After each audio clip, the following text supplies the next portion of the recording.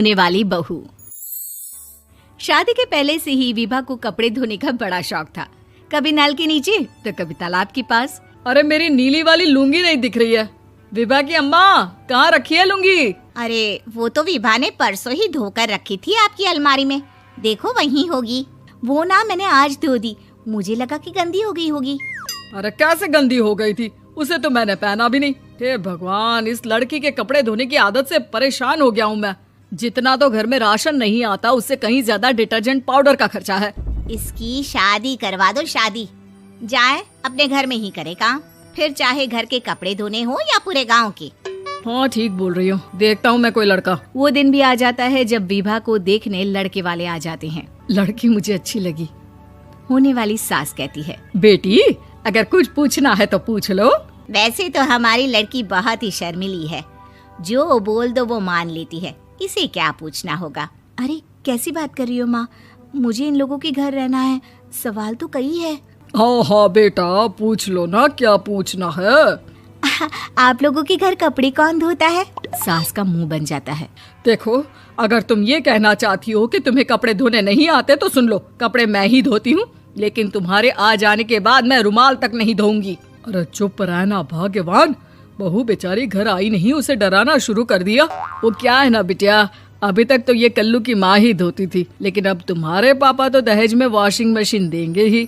तभी विभा की माँ बोल पड़ती है, सवाल भी पूछा तो क्या। वैसे भाई साहब, मशीन की तो फिर भी कपड़े धोने की कैपेसिटी होती है। मतलब जो बिटिया दे रहे हैं ना विभा, इसे कपड़े धोने का बहुत शौक है। ये आप लोगों के क्या, आस पड़ोस गांव मोहल्ले सबके कपड़े धो दे और उफ तक ना करे। बाहर देखा नहीं आपने कितने कपड़े सूख रहे हैं?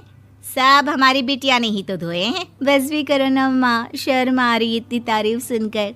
और तो और एक दाग निकाल कर दिखाओ तो मान जाओ। हाँ अच्छा, माफ करना बेटा, मैंने गलत समझा। हमें तो रिश्ता बहुत पसंद है। और ऐसे जुड़ जाता है रिश्ता कपड़े धोने का शौक रखने वाली विभा का। उसकी शादी हो जाती है कोयला फैक्ट्री में काम करने वाले कल्लू के साथ। शादी के बाद अचानक विभा चिल्लाती हुई सास के पास आती है। सासू माँ, अरे सासू माँ कहाँ है आप?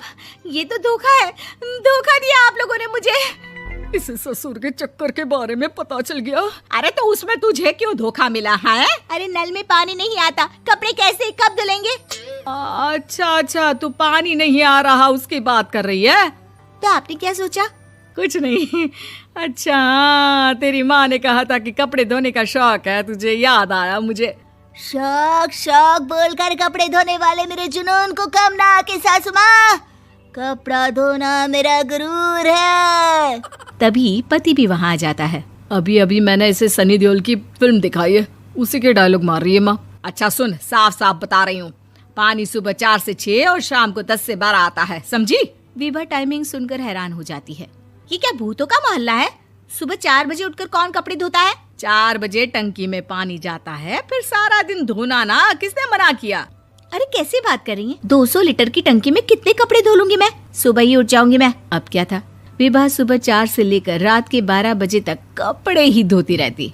एक रोज सास पड़ोस से निकलकर कहीं जा रही होती है कि साथ वाली कहती है, हाँ कल्लू की माँ, जरा ये बताओ कि 2 साड़ी है, 2 ब्लाउज और एक पेटीकोट और एक नाड़े वाला लंबा कच्छा।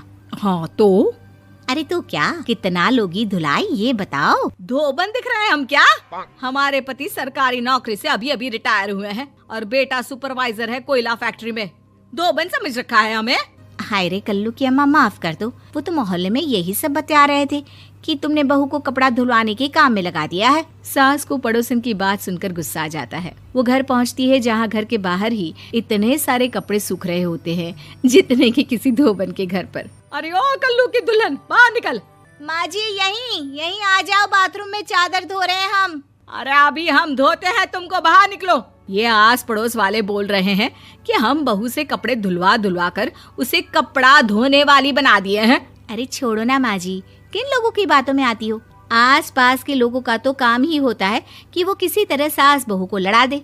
बहू सारे घर के कपड़े धोती है, ये क्या कम है? बोलिए। सास को भी लग जाता है कि वो बहू का ये सनकीपन नहीं छुड़वा सकती, इससे अच्छा है कि खुद ही चुप हो जाए।